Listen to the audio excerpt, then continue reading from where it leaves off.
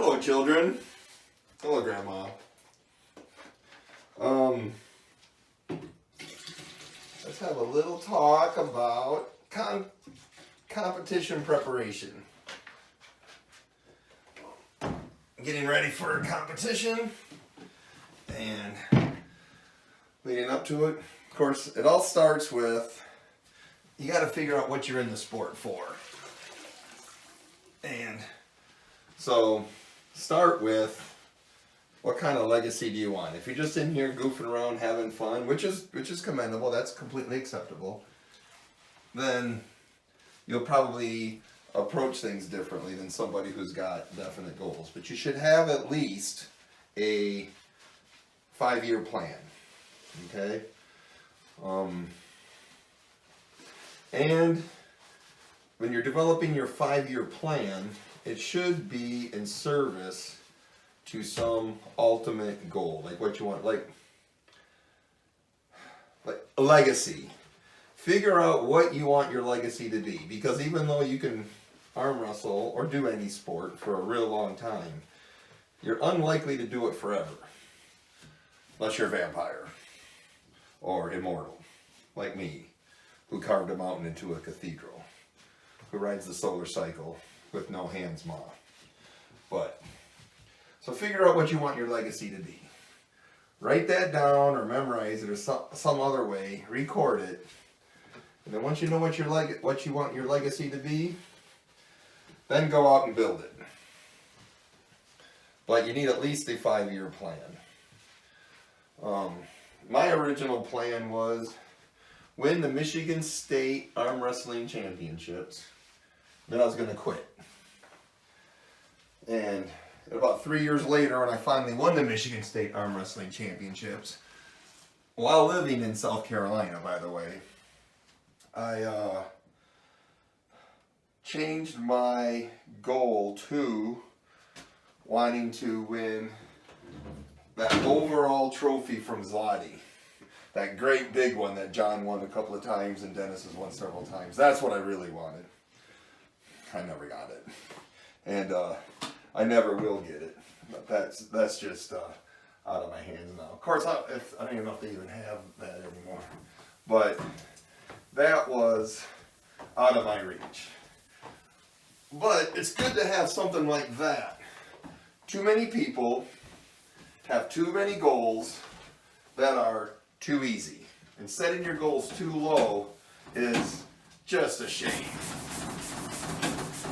Set your goals, I don't want to say realistic, but set your goals incredibly high. Your ultimate goal, your legacy goals, not your 5. Your 5-year goals need to be achievable, because once you have a 5-year plan, then we can start breaking down how you're going to achieve that.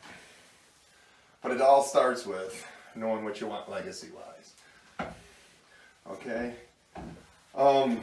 Anyways, back to contest preparation.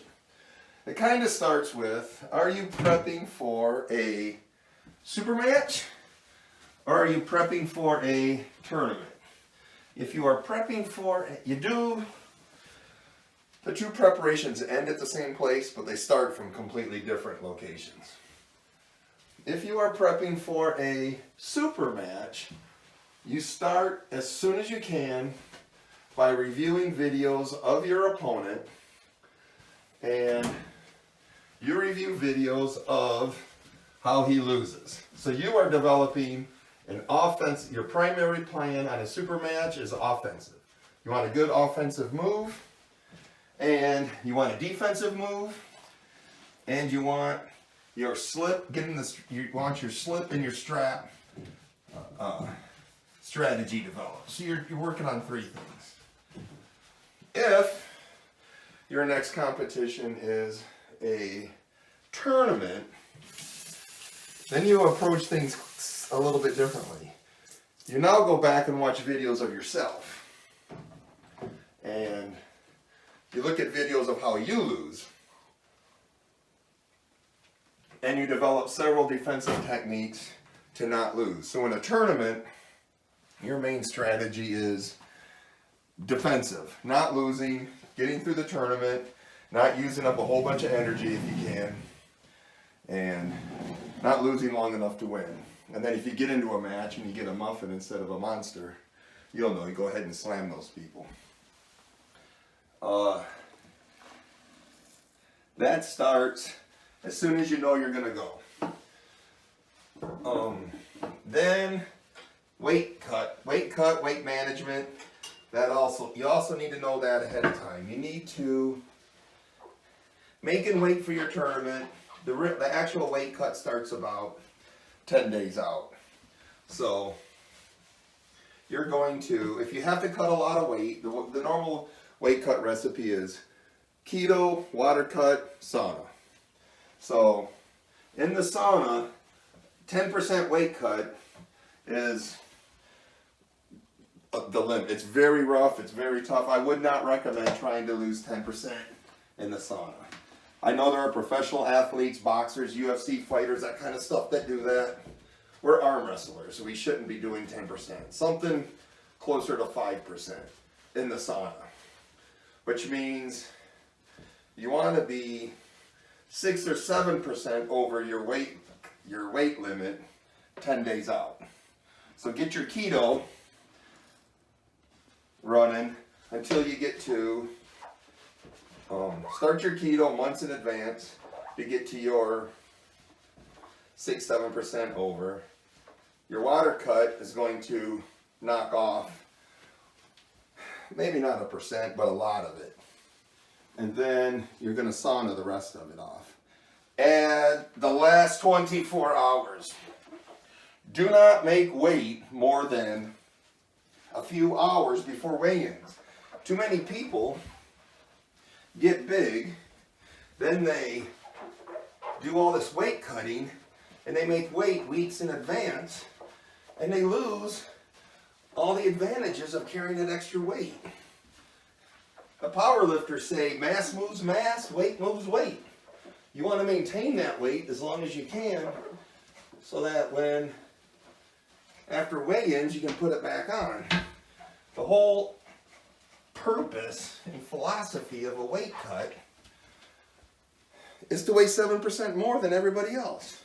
If you're arm wrestling at 100 kilograms, you want to weigh 7% more than 100 kilograms in your class. You don't want to weigh 1% more because you went to Shoney's the night before. So, make weight. Last possible moment, shortest possible time. I got a weight cut video out there, watch it. The most important thing about weight cutting is putting that weight back on. And it is not eating a bunch of steaks and crap. It's eating a lot of carbs, a lot of water, a lot of electrolytes, a lot of salads.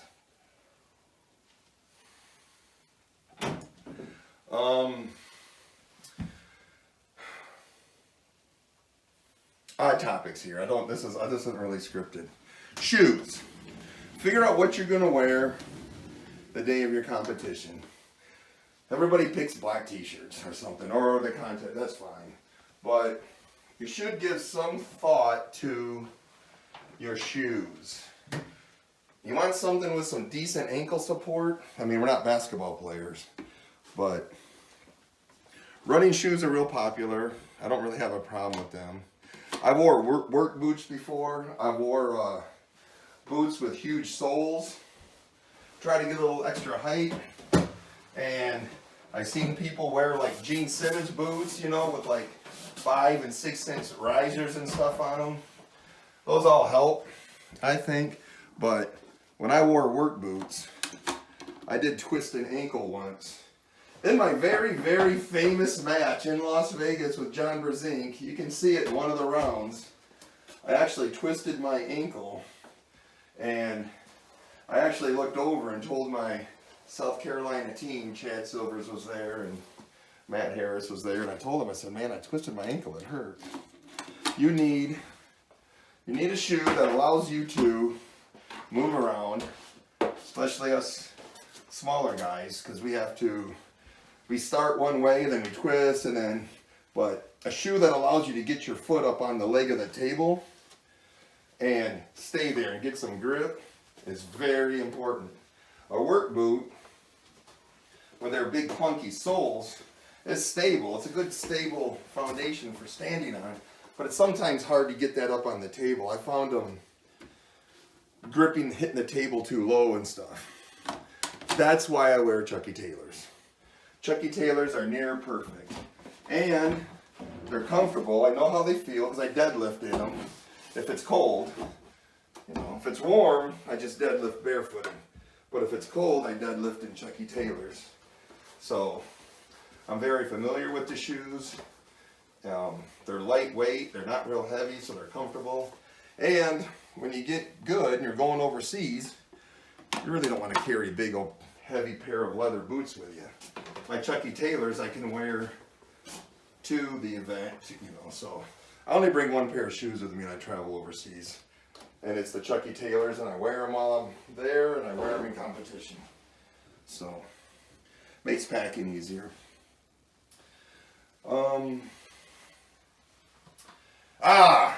Table time. If you are prepping for a super match, then you don't need very much table time. You studied your opponent, you found his holes, you found his weaknesses, you know how to beat him. You developed an offensive strategy, maybe two. You developed a defensive move, you got your slip straps. You just need to train that. Go find people who can mimic him or her. Go find people who can mimic your opponent.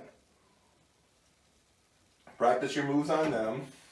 Ready goes, right? People do not seem to use ready goes as much in practice, and they should. That slow grinding practice that everybody does is just not that beneficial, I don't think. You need to practice your ready go, bam! Let's see. Practicing for a tournament, well, now you need a lot more table time leading up into a tournament comp, because you have to develop your defensive strategies, against a lot of different attacks. So you'll need a lot more table time. And to get an all-round preparation in your table time, do a couple of different things. Put your opponent on risers. Take away your elbow pad.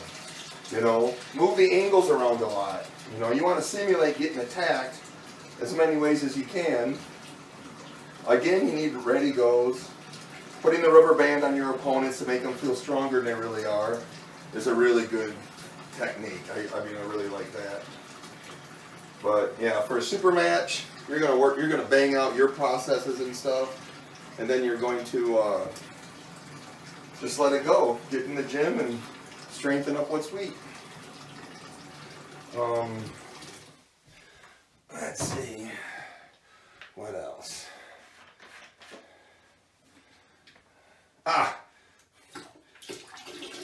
So throughout this video, I've told you things I know, things I believe, and things I've heard. I hope they're all clear. But time off, resting, tapering, all that. 2 to 3 weeks off before a competition is too much. You take off you stop training something for 2 to 3 weeks, you will be probably 10% weaker. 2 to 3 weeks is too much off. If you follow the training philosophy, the Westside Barbell method that I tried to adapt, where we are setting PRs almost every week. I should have cleaned this sponge out. If you're setting PRs every week, why would you stop that for 3 weeks before a competition? You shouldn't. So train up to the end. If you're cutting weight and you're calorie deficient and you're in your water cut and stuff, yeah, you need to lay off the weight training. But those of you who are good on weight leading up to it, keep training. Besides, traveling to an event is going to force you into some times off anyways, especially if you got to get on a plane or if you got to drive any appreciable amount of time. So there's time off baked into it. You don't need to take 2 or 3 weeks off. Is too much.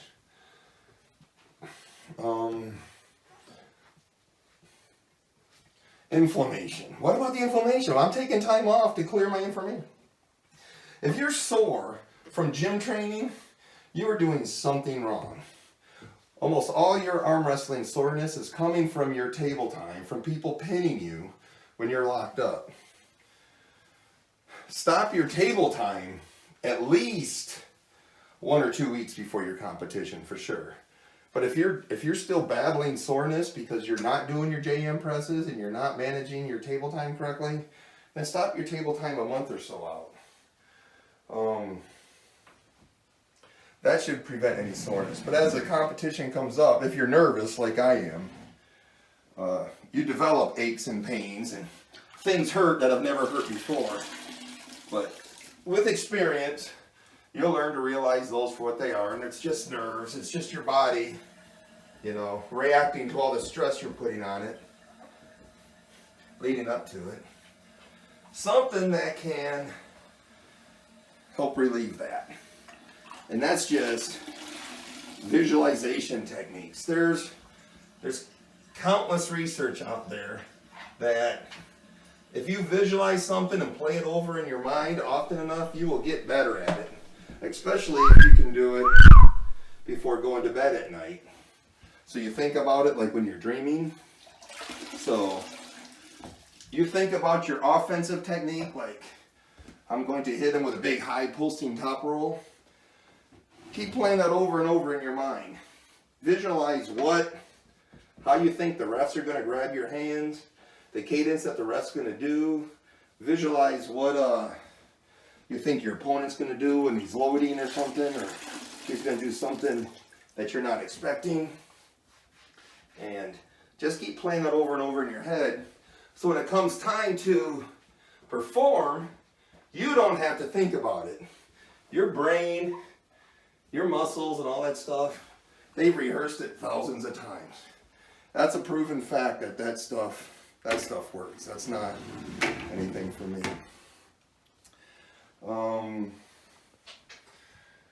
Yeah, you want to start that visualization stuff early. And that helps when you're in the gym too. You keep playing over what your moves are going to be. So when you're lifting weights and just training, your brain's wiring up all that. It's figuring out how to trigger those muscles, get your reaction time up. That's all going to be beneficial to you. Let's see, what else does people typically ask? They ask about my warm-up routines. We will cover that in a separate video.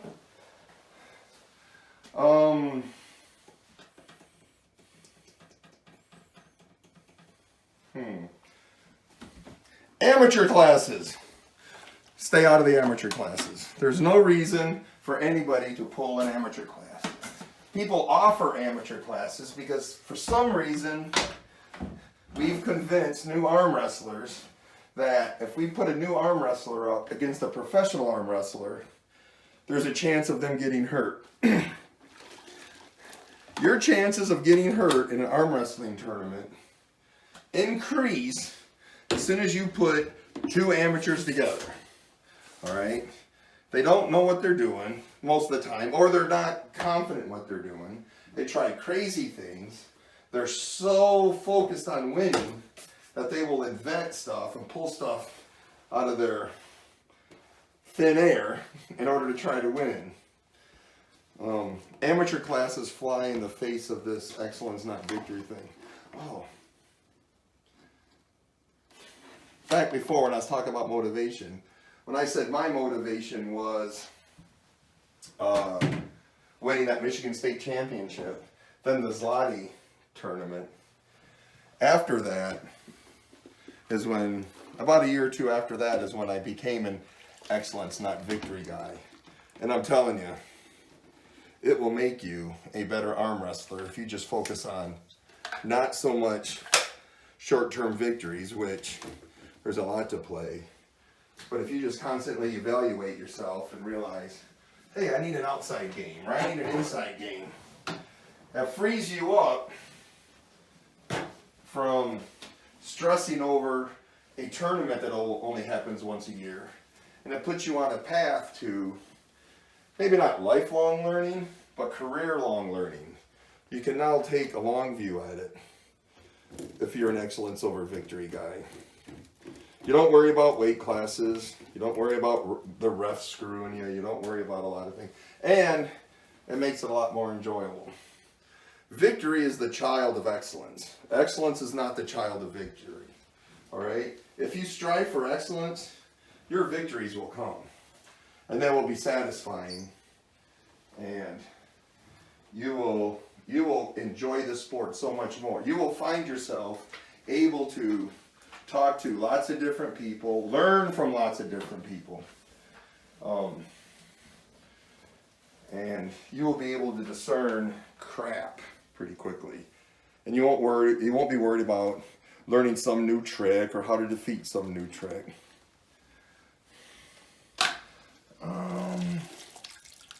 I think so. Leading into a tournament, we studied our opponents, or we studied ourselves, developed a strategy early in the event. We got our weight management plan down. We got our outfits. We're not pulling amateur classes. We're not going to take 2 or 3 weeks off. We got our visualization happening early. Can't think of anything else to cover. Just as an odd topic, injuries. They're all basically the same. We're seeing a lot more shoulder injuries now for whatever reason. Train your shoulders. They adapt quickly. They don't take much. You don't have to train them hard. Train them with full range swing, extensions and swings. Only once or twice a week. Any narrow grip benching, JM press, hammer curl type stuff hits the shoulders, so they come up quick. Let's see. We got our weight done. We got our visualization on. As we mature, we're more of an excellence over victory guy instead of a victory at all costs not guy. I just say guy is a euphemism for person.